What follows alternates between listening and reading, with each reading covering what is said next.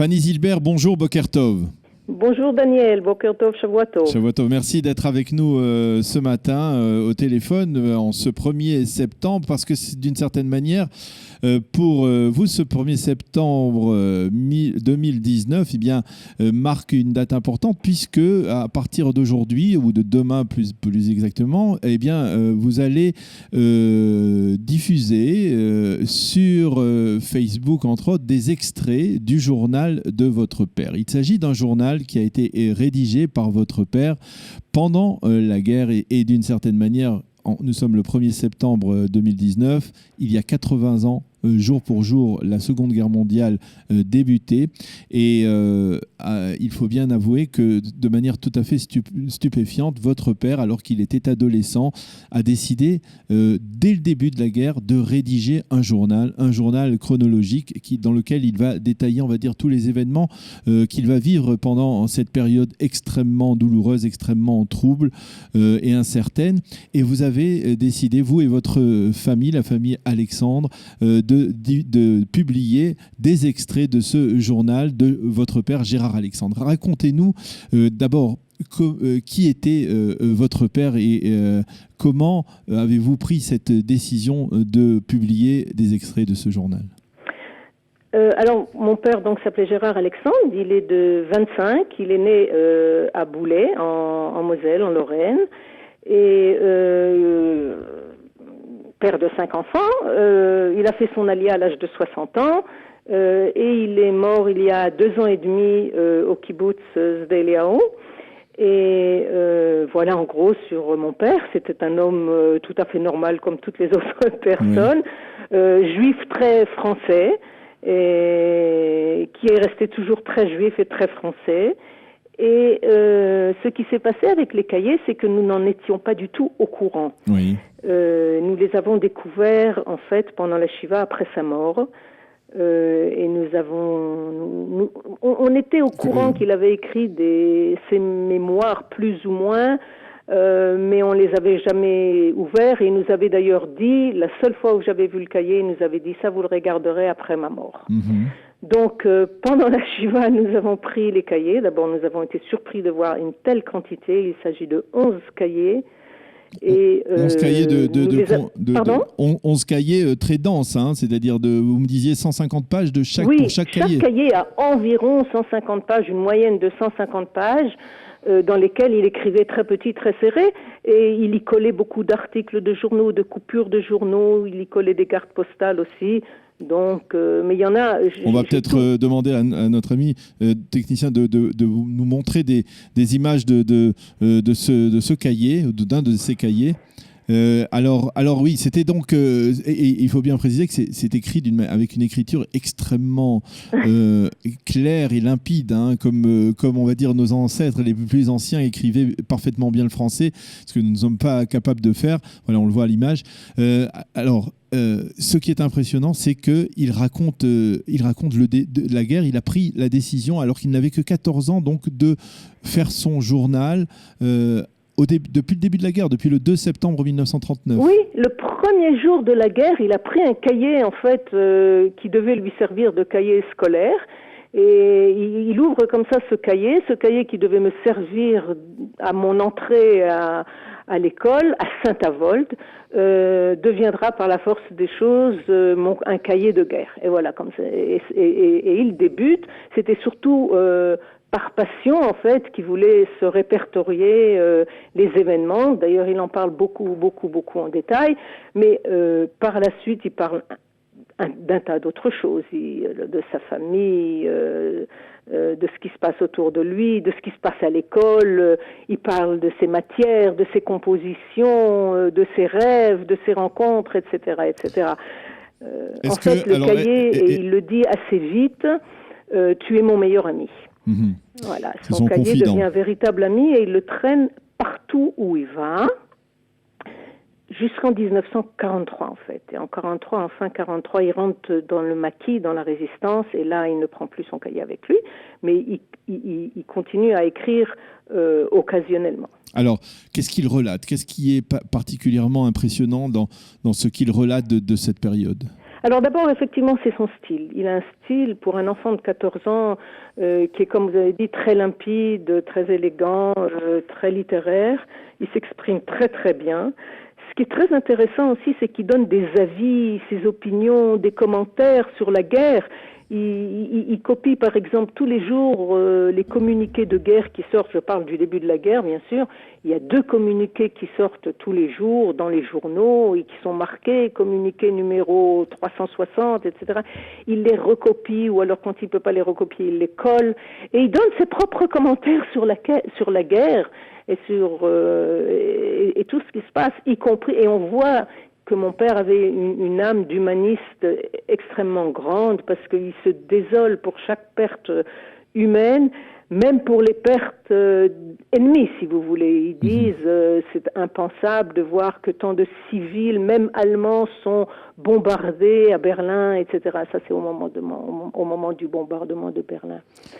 Donc on a été vraiment très touchés par la façon dont mon père a exprimé ses sentiments à propos de la guerre. Alors dites-nous, comment a-t-il vécu justement pendant la guerre? Que relate-t-il sur la manière dont il a vécu, comment il s'est caché, comment il a échappé, on va dire, oui, à la Gestapo, aux forces françaises également, à la police française? Comment a-t-il vécu cela?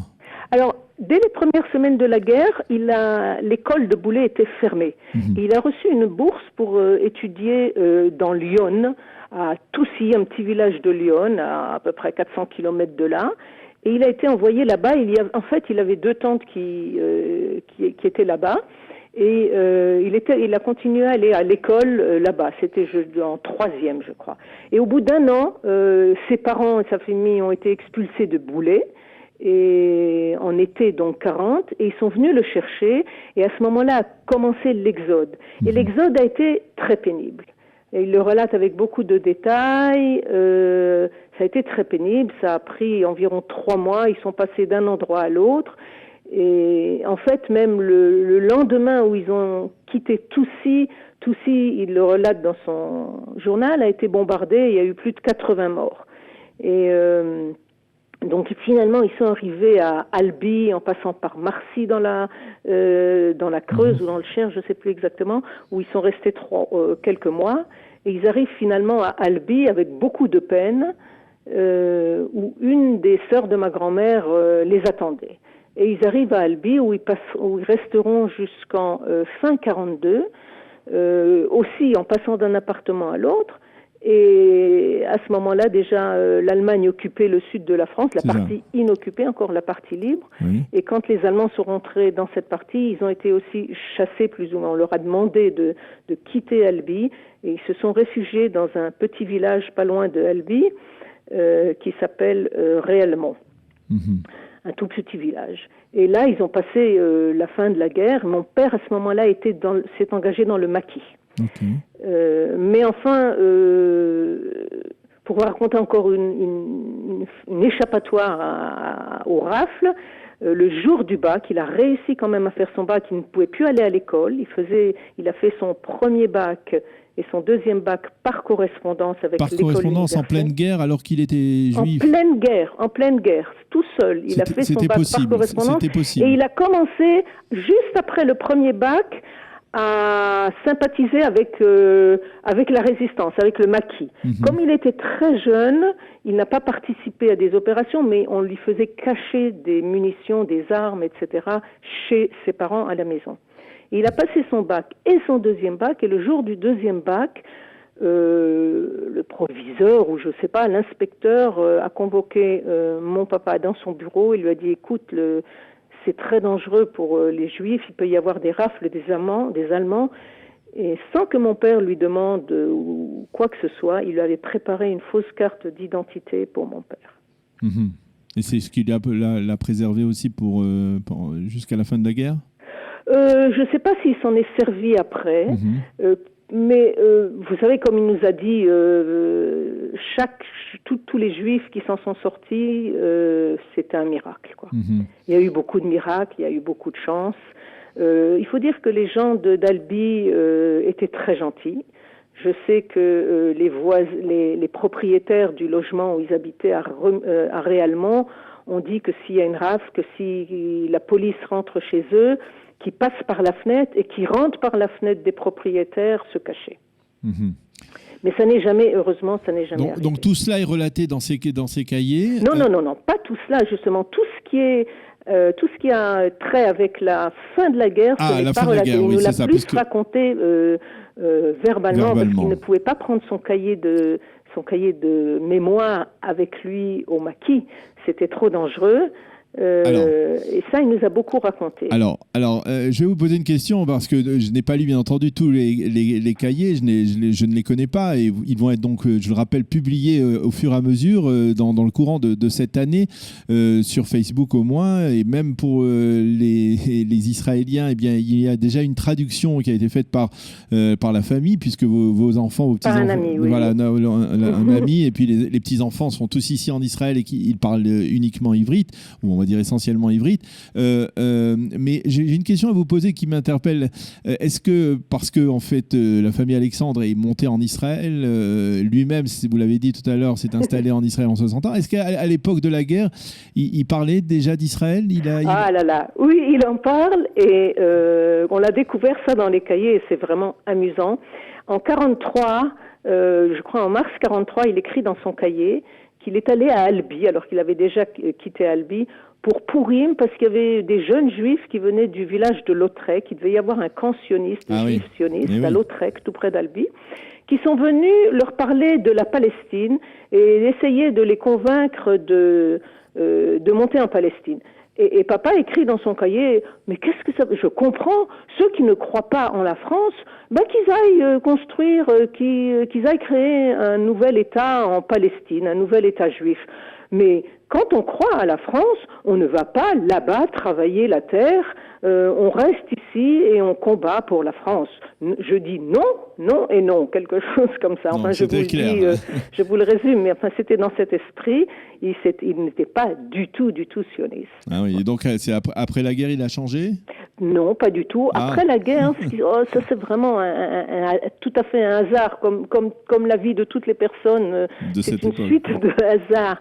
Après la guerre, il est resté toujours très français et très juif. Il a toujours été très très juif. D'ailleurs, il a écrit plusieurs lettres à Pétain, figurez-vous, et puis dans la première lettre, il dit « C'est un petit juif de Lorraine qui vous écrit ». Si vous voulez, on en parlera après. Mais tout à fait par hasard, après la guerre, il était très juif, mais très français aussi. Il n'était pas question d'aller nulle part. Nous, les enfants, nous sommes arrivés au Bnei Akiva sans qu'ils sachent que c'était un mouvement religieux et sioniste. Voilà. Il n'était pas contre du tout.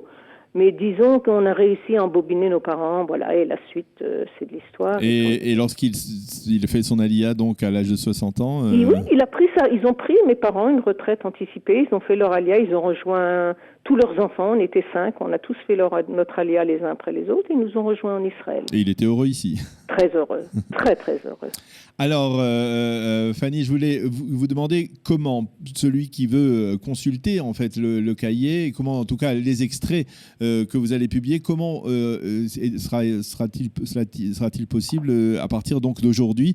C'est sur Facebook, mais comment fait-on? Quelle adresse? Comment peut-on retrouver ces extraits? Écoutez, la page Facebook s'appelle « De l'exil à la résistance, récit d'un jeune juif lorrain ». Quelque chose comme ça. La page est déjà ouverte. Vous pouvez y voir quelques documents déjà. Et au fur et à mesure, peut-être de jour en jour, ou alors pas obligatoirement? Non, je sais pas encore vraiment comment je vais faire ça. Je pense peut-être 2 fois par semaine. Je vais commencer dimanche et je vais continuer plus ou moins, je pense, sur 1 an. Je vais publier tous les extraits qu'on a mis de côté et qu'on veut publier sur Facebook. Eh bien voilà, écoutez, c'est un formidable témoignage que vous allez nous permettre de consulter, le témoignage de votre père Gérard Alexandre, Zichrono Livracha, qui a donc depuis son adolescence, à 14 ans à peine, a eu le réflexe impressionnant de commencer à écrire un journal de guerre pendant la guerre depuis le 2 septembre 1939, il y a 80 ans presque jour pour jour, au moment du déclenchement de la Seconde Guerre mondiale, et qui va nous raconter sa guerre, ou en tout cas l'essentiel de sa guerre dans ce journal que, bien entendu, nous vous invitons à consulter à partir donc d'aujourd'hui. Donc dans le site, redonnez-nous sur Facebook le site. De l'exil à la résistance. De l'exil à la résistance. Voilà. Le récit d'un jeune juif lorrain. Eh bien, merci beaucoup, Fanny Zilbert, d'avoir témoigné à notre micro et de nous avoir raconté, d'une certaine manière, cette période particulièrement importante de la vie de votre père, tel qu'il a rédigé lui-même dans ses cahiers. Merci d'avoir été avec nous ce matin. Avec plaisir. Et shalom, shalom. Merci vous. Au revoir.